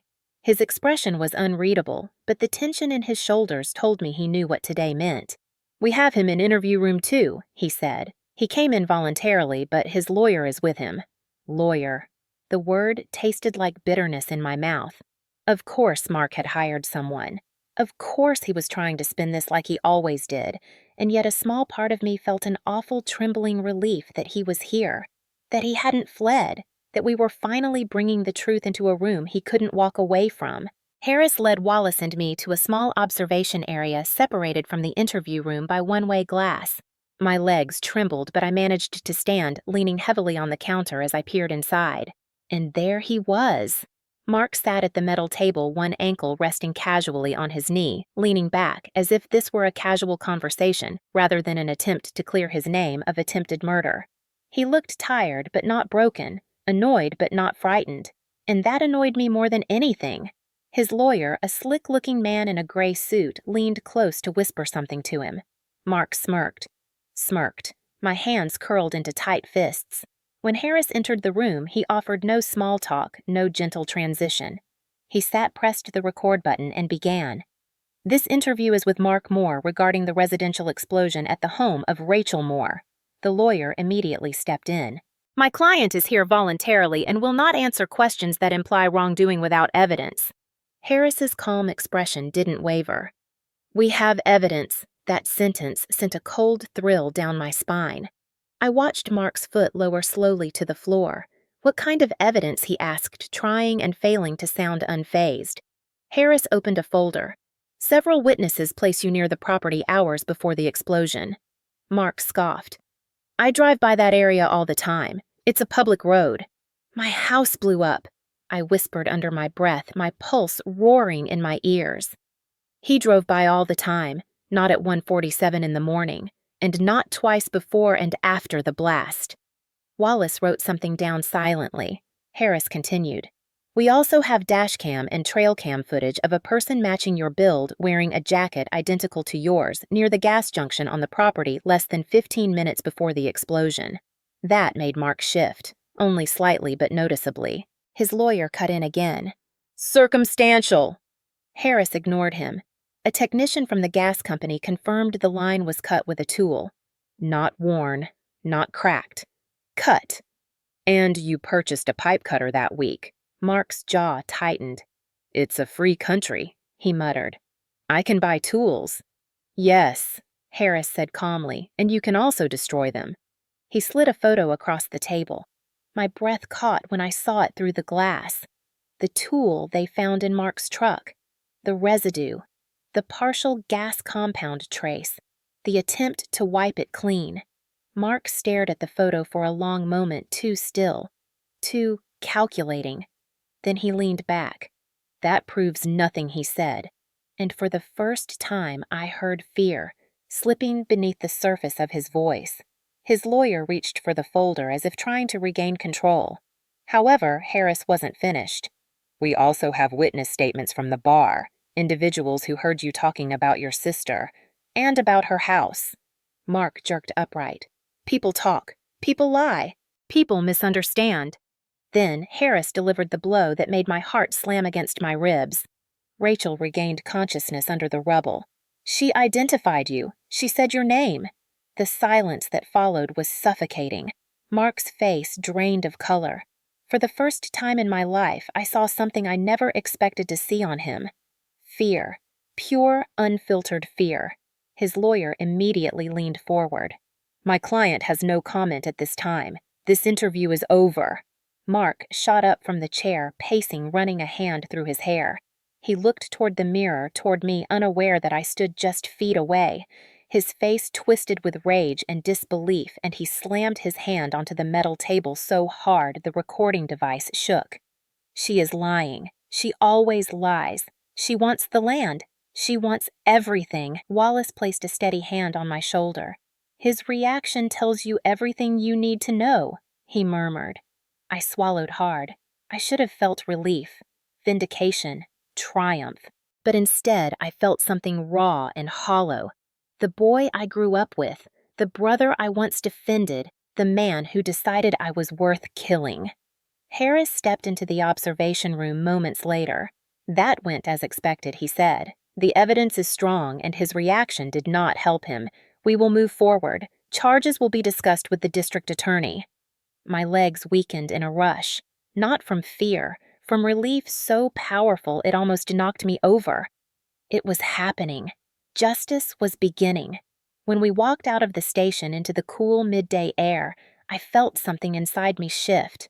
Not healed, not whole, but no longer powerless. I survived, and now he would face the truth he tried to bury. The days following Mark's police interview should have brought relief, but instead they unleashed a new kind of storm, one I hadn't anticipated, one that felt sharper and more personal than anything before. I woke up the next morning to my phone vibrating violently on the nightstand beside Allison's couch where I had been sleeping because the bed still made my ribs ache too much. At first, I ignored it, assuming it was another concerned coworker or a distant relative who had just learned what happened. But the buzzing kept going relentless until finally I reached for it. The screen lit up with dozens of notifications. Texts, missed calls, emails, social media tags. My stomach dropped as I clicked the first message. It was from a former neighbor. Rachel, I don't know what's going on, but Mark is saying horrible things about you. You need to see this. The next message contained a link to a post Mark had shared on multiple platforms. At the top was a photo of the ruins of my home, still smoldering at the edges the morning after the explosion. Underneath, Mark had written a long, furious caption claiming I was mentally unstable, that I had ignored warning after warning about the gas smell that I had caused the explosion through negligence, and worst of all, that I was now trying to frame an innocent man to avoid consequences. Seeing the words felt like a punch to the stomach. My hands shook so violently I nearly dropped the phone. The comments were even worse. People I knew, people I had waved to at grocery stores, people who had watched me renovate my house board by board, half of them expressing shock, confusion, sympathy for Mark, the other half demanding an investigation into me, questioning why the police hadn't arrested me instead. The lies spread like wildfire. It was stunning and terrifying how quickly people believed him. Allison stormed into the living room when she saw my expression. What did he do now? I handed her the phone wordlessly. Her face turned red with anger. I swear to God, Rachel, he is unbelievable. We need to call Wallace. Before we could, the doorbell rang. My heart lurched. Allison hurried to the door while I sank deeper into the couch cushions, fear crawling up my spine. Then she opened it and stepped aside. Wallace entered with the urgent energy of someone who already knew things were getting messy. I saw the posts he said without preamble. And I spoke to Detective Harris 30 minutes ago. Mark is panicking. And panicking people get dangerous. His words made my skin prickle. Dangerous how? Wallace sat across from me, leaning forward with his elbows on his knees. He hired a lawyer with a reputation for aggression. He is trying to get ahead of the narrative by painting himself as the victim. And he filed a civil complaint this morning. My breath stopped. A complaint? Against me? Wallace nodded grimly. He is accusing you of defamation, emotional distress, and harassment. He claims your statements to police were fabricated out of spite over the land dispute. The room tilted. My injuries throbbed painfully as my breath quickened. How can he do that? I whispered. How can he twist everything after what he did to me? Because he is desperate, Wallace said. And desperate people lash out. They lie louder. They fight dirtier. And when they feel the walls closing in, they try to take you down with them. I rubbed my forehead, feeling the beginning of a headache pulsing behind my eyes. Allison grabbed my hand, squeezing it gently. "We won't let him win." As if that weren't enough, the hits kept coming. That afternoon, a neighbor who lived down the street called to check on me, but her tone carried judgment. "Rachel, honey, I'm so sorry about everything, but I need to ask, is it true you knew about the gas leak for weeks?" I nearly dropped the phone. "No, absolutely not.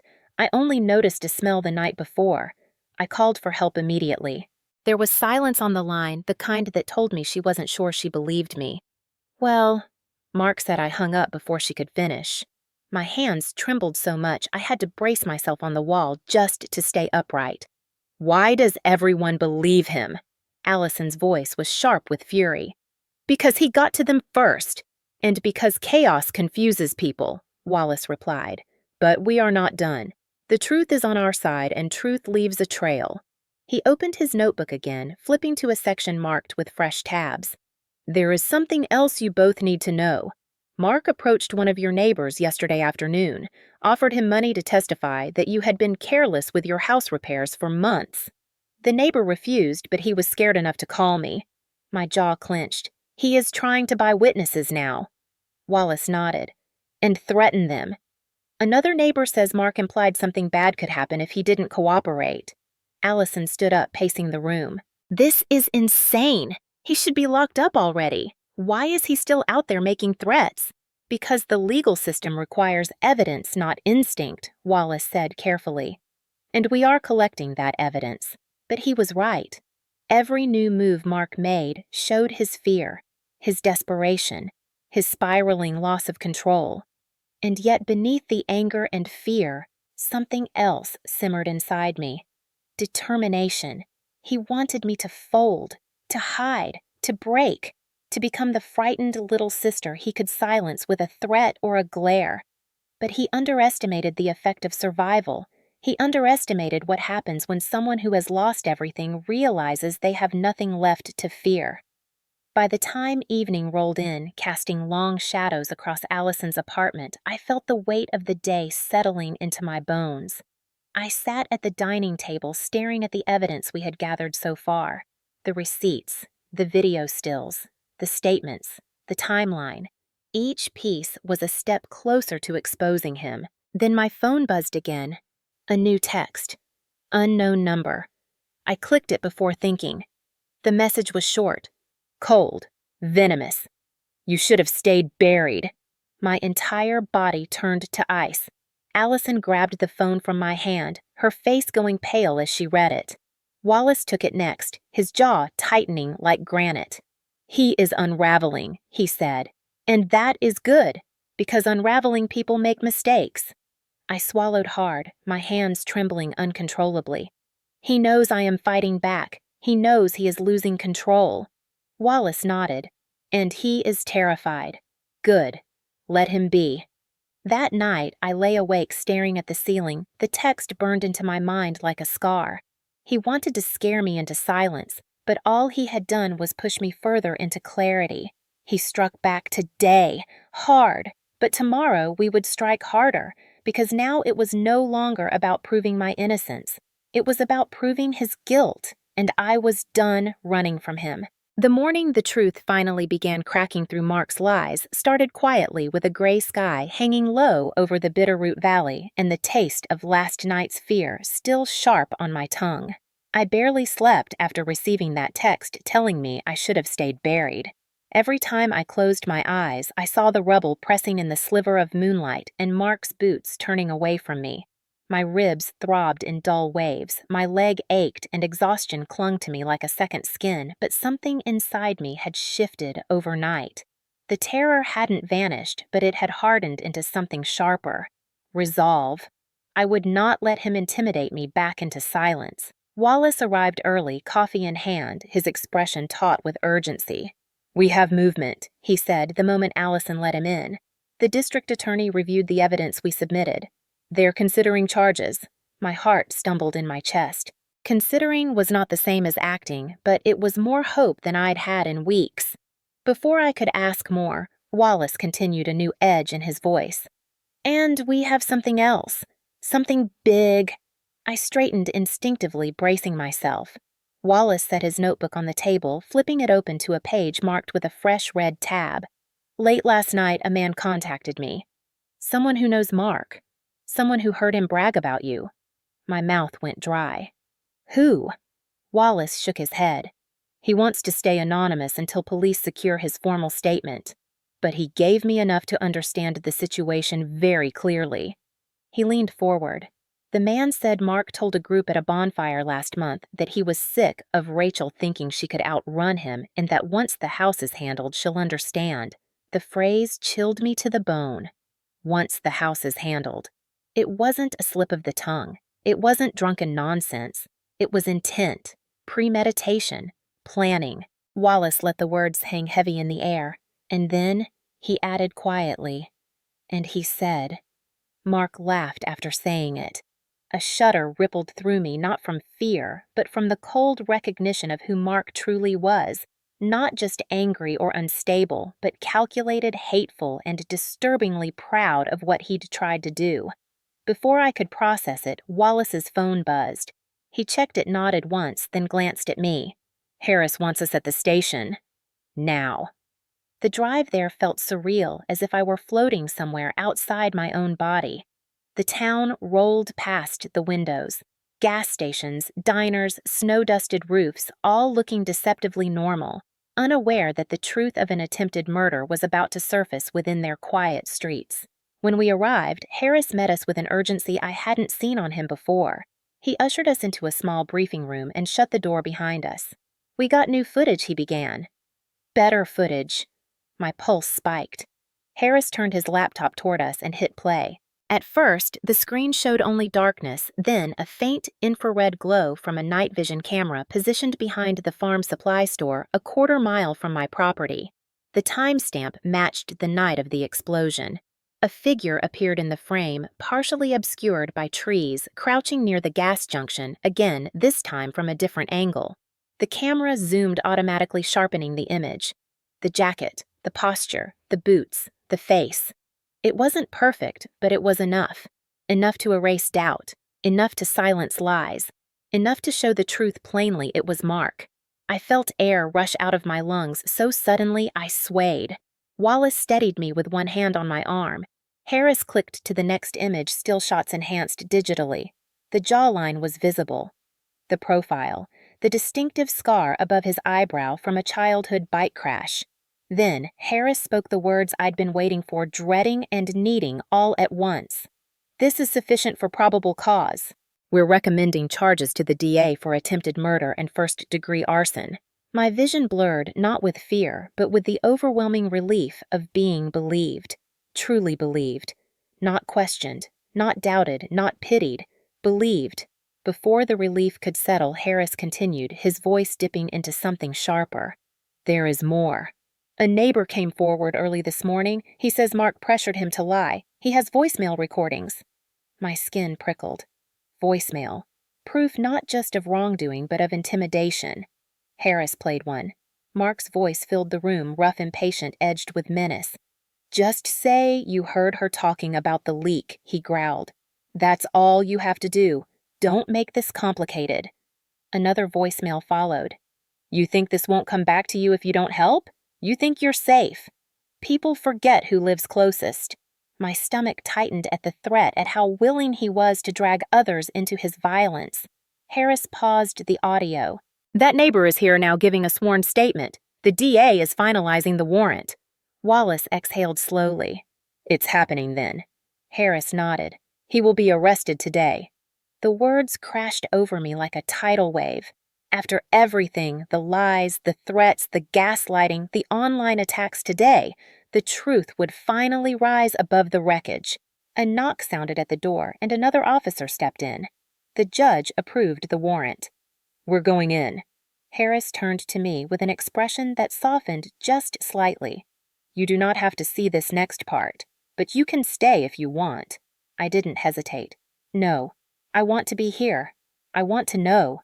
The next 30 minutes blurred into tense radio chatter, officers moving with practiced precision, updates coming in one after another. Subject located, subject resisting, subject in custody, subject being transported. and then the call that made my knees buckle. Suspect detained without injury, en route to holding. I sat down slowly, my body shaking from adrenaline and exhaustion, and for the first time in weeks, I felt something inside me ease. Not fully, not permanently, but enough to breathe, enough to feel the weight of survival lifting, enough to know the truth had finally come to light. When Harris returned, he offered a small nod. "It's done. Mark is under arrest." Allison hugged me so tightly my ribs throbbed, but I didn't care. Tears slipped down my cheeks, soft shaking, releasing weeks of terror. Wallace placed a hand on my shoulder. "You fought," he said, "and you won." But it wasn't victory I felt. Not yet. It was closure. It was justice beginning to bloom. It was the truth tearing free from the darkness Mark tried to bury it in. And as the sun broke through the clouds outside the station window, warming my face, I realized something profound. He tried to destroy me, but instead, he exposed himself. And the world finally saw him clearly. The trial began on a cold Monday morning in early March, the kind of morning where the Montana sky looked washed out and brittle, as if holding its breath along with everyone who stepped into the county courthouse. My ribs still ached in certain positions, and my legs stiffened in the cold, but none of that compared to the tight knot that had formed in my chest. Weeks of preparation had led to this moment. Weeks of statements, depositions, evidence reviews, and restless nights where I rehearsed my testimony until the words blurred together. Walking through the courthouse doors felt like crossing a threshold into something irreversible. Allison walked beside me, her hand gripping mine with a firmness that kept me upright. Wallace followed carrying his notebook, his face calm and unreadable, but his presence grounding me. The hallway buzzed with voices, lawyers, reporters, families waiting for unrelated cases, but all the noise faded when I saw him. Mark. He stood near the defense table wearing a wrinkled suit jacket that didn't quite fit and an expression caught somewhere between arrogance and panic. His hands were cuffed in front of him, though the officer who escorted him removed them before he sat. For a split second, his eyes met mine. A flicker of something passed across his face. Anger first, then something colder. Not remorse. Never remorse. The same hollow entitlement he had worn his entire life, sharpened now by desperation. I turned away before he could read anything in my expression. He would not get that power from me again. The courtroom filled quickly. The judge entered the bailiff, called for order, and opening statements began. The prosecutor spoke first, her voice steady and deliberate as she outlined the case. The explosion, the deliberate tampering with the gas line, the threats made before and after the pattern of escalating violence, the overwhelming physical evidence, the eyewitness statements, and finally the fact that the victim, me, had been left to die under her own home. Hearing my story summarized like that, stripped of emotion and laid bare in factual terms, sent chills down my spine. It didn't sound like my life. It sounded like the plot of a crime documentary. But it had been my reality, my nightmare, my survival story. When the prosecutor finished and sat down, Mark's attorney rose for his opening remarks. His voice was smooth-polished, dripping with false sympathy. He painted me as unstable, emotional, vindictive. He suggested my memory of the explosion was compromised because of trauma, that my accusations were driven by bitterness over the land dispute, that Mark had loved his sister despite their disagreements. Loved. The word made bile rise in my throat. He claimed the evidence was circumstantial, that the videos were unclear, that the receipts proved nothing, that the witnesses were unreliable, that the voicemails had been taken out of context. Context. As if threatening a neighbor could ever have innocent context. And through it all, Mark nodded along, occasionally shooting glances at the jury with a helpless expression he had never once used in real life. He was putting on a show, a desperate, pathetic show.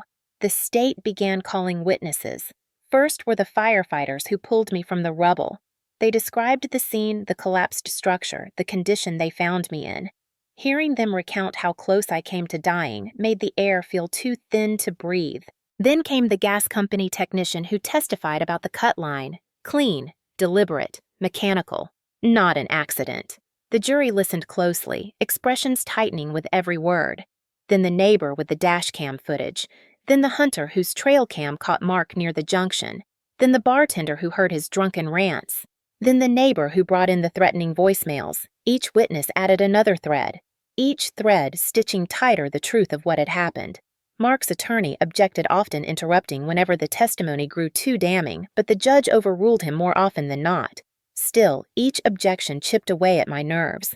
I hadn't expected how dehumanizing it would feel to have my trauma dissected like this, to hear the defense try to twist reality into something warped and unrecognizable. But the hardest moment came when the prosecutor called me to the stand. My palms were damp as I walked to the witness box. My leg trembled. My ribs throbbed. My throat felt tight enough to choke me. But when I placed my hand on the Bible and swore to tell the truth, something inside me steadied. This was my story, my survival, my truth, and no one, not even Mark, could take it from me again. The prosecutor began gently allowing me to recount my childhood with Mark, the pattern of violence, the land dispute, the escalating tensions. Then she asked about the night before the explosion. I described the smell of gas, the open windows, the messages Mark sent. Then she asked about the explosion itself. I hesitated, swallowing the lump rising in my throat. But the jury's eyes were on me, kind, shocked, empathetic, and I knew they needed to hear it. So I told them. I told them about waking under the rubble, about struggling to breathe, about the darkness pressing in, about the sound of footsteps approaching. And I told them what he said. Every word. The room was so silent I could hear my own heartbeat when I repeated his voice. I told you, if this house wasn't mine, it wouldn't be yours either. The prosecutor stepped back, allowing the weight of the words to settle over the jury. Then came the defense attorney. His tone shifted, growing sharper, more aggressive. He tried to paint my memory as unreliable. He suggested I imagined Mark's voice due to trauma. He questioned whether the moonlight could have illuminated his boots clearly. He implied I had a motive to frame him. With every insinuation, anger surged through me, but I answered calmly, clearly refusing to let him twist my experience. And then, for the first time, I watched the jury. Their eyes were not on him. They were on me, believing, seeing the truth. When my testimony ended, I walked back to my seat on shaking legs, but inside I felt something powerful taking root. Strength. The trial lasted 3 more days. Mark never testified. His lawyer likely feared what he would reveal under pressure. The closing arguments painted 2 different worlds, one twisted by lies, one built on truth. And then the jury deliberated. 4 hours later, the bailiff called everyone back inside. My heart pounded so hard I thought my ribs might crack again. The foreperson stood holding a slip of paper. On the charge of attempted murder in the 1st degree, we find the defendant guilty. The air left my lungs in a rush. On the charge of arson in the 1st degree, guilty. On the charge of witness intimidation, guilty. Allison sobbed beside me. Wallace nodded once, a slow, heavy nod of justice fulfilled. Mark stood, frozen, his face white, his mouth slightly open. For the first time, he looked small, powerless, exposed. And as the judge remanded him into custody, I realized something profound. Justice didn't erase the trauma, but it loosened its grip, piece by piece, breath by breath. He tried to bury me, but I stood up. I spoke. And the truth crushed him instead. In the days following the verdict, it felt as though the entire world shifted into a slower, quieter orbit, as if time itself needed to recover from the intensity of the trial just as much as I did. For the first time in months, I woke without the immediate jolt of fear tightening my chest. Instead, there was a gentler sensation, an emptiness, yes, but not the hollow kind. More like open space where something new might grow. The morning after the sentencing, I sat at Allison's kitchen table, a warm mug of tea cupped in my hands, staring out at the frosted window. The mountains stood in the distance, calm and immovable, the same mountains that had watched over me during the worst moments of my life. The weather had shifted subtly, the promise of spring edging into the crisp air, the pine trees glittering with melting ice. It felt symbolic in a way I hadn't expected. The world was thawing. and so was I. My phone buzzed with messages, supportive ones this time. Coworkers who apologized for believing Mark's lies. Neighbors who admitted they had been confused and scared. The fire chief who checked on my recovery. The prosecutor's office updating me about the timeline for the civil restitution process. I was overwhelmed by the sudden swell of kindness after months of suspicion and gossip. But part of me accepted it with cautious gratitude. People were flawed. But some learned, some tried. Around noon, Allison nudged me gently with her elbow. She said, "You don't have to stay here forever. You can start thinking about what you want your future to look like." The word future felt strange on my tongue. Foreign, almost indulgent. For months, my only future had been survival. But now, with the nightmare behind me and the legal system forcing Mark to finally face consequences, a new question rose slowly from beneath the wreckage of my old life. What do I want? The answer wasn't immediate, but it unfurled gradually over the next few days as I sorted through insurance paperwork, compensation forms, and letters from victim services. One morning, Wallace stopped by with updates. The civil damages were moving forward. Insurance would cover a portion of the loss now that the cause was officially ruled as criminal sabotage. Mark's assets, limited as they were, would be liquidated to pay restitution. It wasn't everything, but it was something. Enough to rebuild, enough to begin again. When Wallace handed me the official paperwork, he paused, his voice softening. "You endured something unimaginable, Rachel.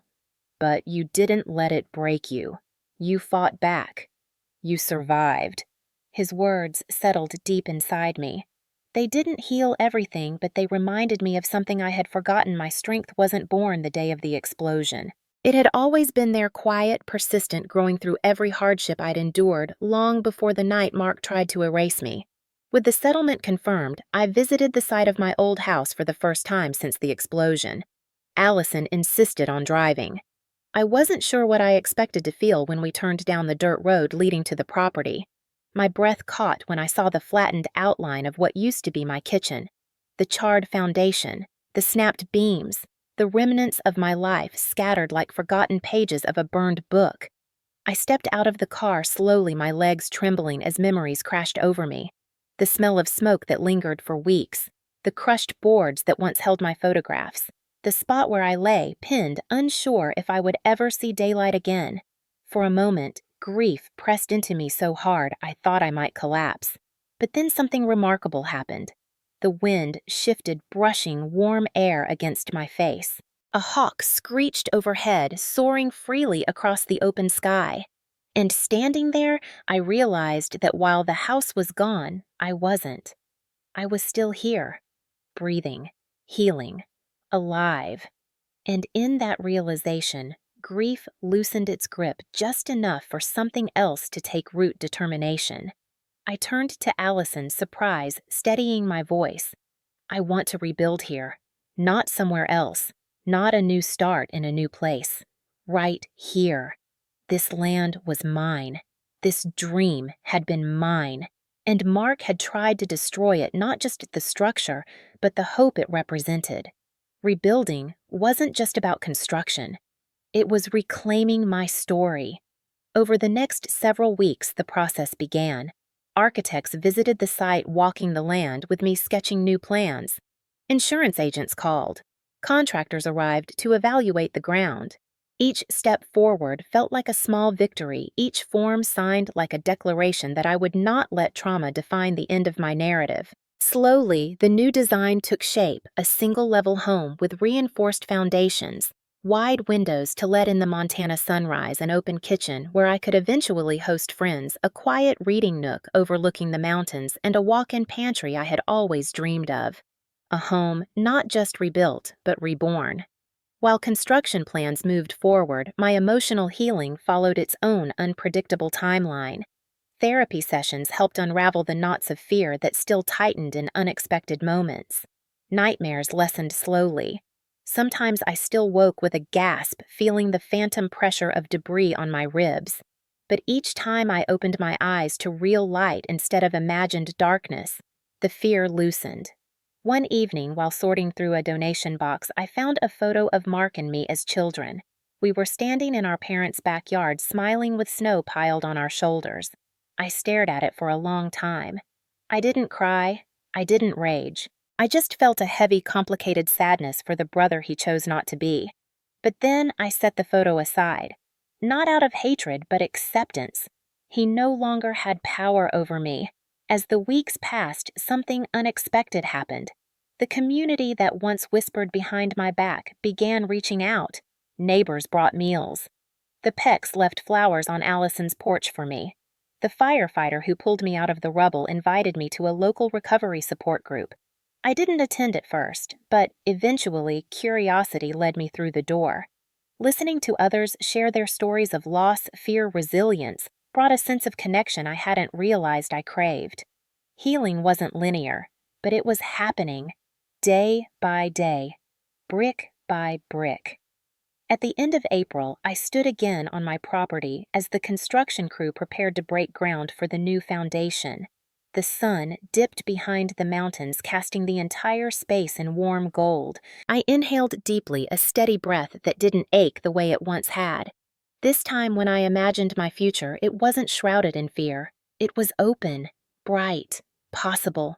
And as the first shovel of dirt lifted from the earth, I whispered to myself, almost in disbelief, but with a fierce, quiet pride, I'm rebuilding. Not just the house, not just the land. Myself, my life, my strength, my peace. The explosion had destroyed my home, but it did not destroy me. The day my new house was finally finished, the sky over the Bitterroot Mountains glowed with the soft gold of an early summer sunset, the kind of warm light that made the pine trees shimmer and the air feel lighter than it had in a long time. I stood at the edge of the freshly paved walkway, my hand resting on the new railing, feeling the wood still smooth from the final sanding. Months earlier, this land had been a grave of splintered beams and shattered memories, a place where I had nearly taken my last breath. Now, it stood transformed, not into the house I had once imagined, but into something stronger, brighter, and undeniably mine. The crew had left only minutes earlier, but their laughter still lingered faintly in my ears, blending with the distant rush of the river. The silence that followed wasn't heavy like before. It was peaceful, a silence earned, a silence that belonged to me. I walked slowly up the steps, my body still remembering old injuries but not ruled by them anymore. The front door opened with a soft click, revealing the warm interior lights glowing across the wide-open living room. The smell of new paint and fresh lumber filled the air, mingling with the faint scent of mountain air drifting in through the open windows. Every detail of the home reflected a choice I had made consciously, deliberately, without fear. The reinforced beams, the wide windows, the sturdy foundation, the calm colors that made the house feel like a breath. I ran my hand along the counter of the new kitchen, the quartz cool under my fingertips. This was where I almost died. This was where everything changed, and now it was where I would live, truly live. Allison arrived a few minutes later carrying a bottle of sparkling cider and two mismatched cups from her kitchen. She set them on the island and hugged me, her excitement spilling into her words.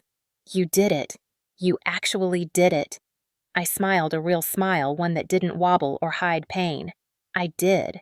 We drank the cider standing in the middle of the living room, my bare feet on the polished floor, her eyes glistening with pride.